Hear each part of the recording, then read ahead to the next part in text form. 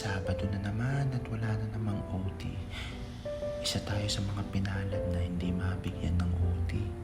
Sa mga gantong araw, ang hirap tumiskate ng gagawin.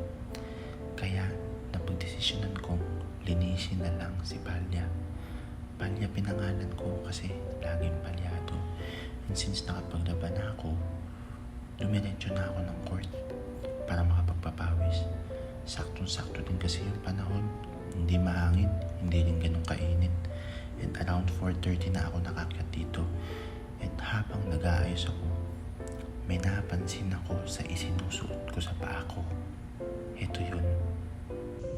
Bulok naman ang sapatos natin, par. 4 na taon nito sa serbisyo. Ang galing ng panita ka. Lapit na siya mag-isa. Kailangan ko ng palitan at konting-konti na lang mauubos na siya. Parang wallet ko, biro lang. At dito nga, tamang papawis na ako. Pakikitaan ko kayo ng moves na hindi ko ginagawa sa laro.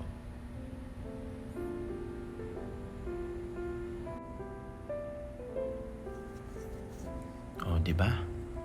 Parang bonjing lang. And matapos ko nga mag-shooting, nag-one set ako ng billiards dahil wala namang umakyat para maglaro ng basketball. Dito, tapos na ako kumain. Di lang ako nakapag-take ng video kasi kausap ko ang mag-ina ko. Di pa kasi ako ganun kayaman para makabili ng DJI. Maybe next time, para mas maganda yung quality ng mga videos ko. Papunta na ako neto ng post office para mag-withdraw. And after ko mag-withdraw, dumiretso na agad ako ng 7-Eleven para bumili ng tinapay at ng favorite kong chocolate. Bukod kasi sa mura, di siya matamis. Saktong-sakto lang, pampawala ng umay dun sa kinain ko kanina. Pag uwi ko, inasikaso ko na yung dadaling ko kinabukasan. Dahil kinabukasan ko palang maibibigay yung mga pasalubong para sa mga ninang ng anak ko. Hindi kasi tugma yung schedule namin. And dito tamang flex na ako ng giveaways and yung peanut butter na dala ko para sa kanila. And yun lang.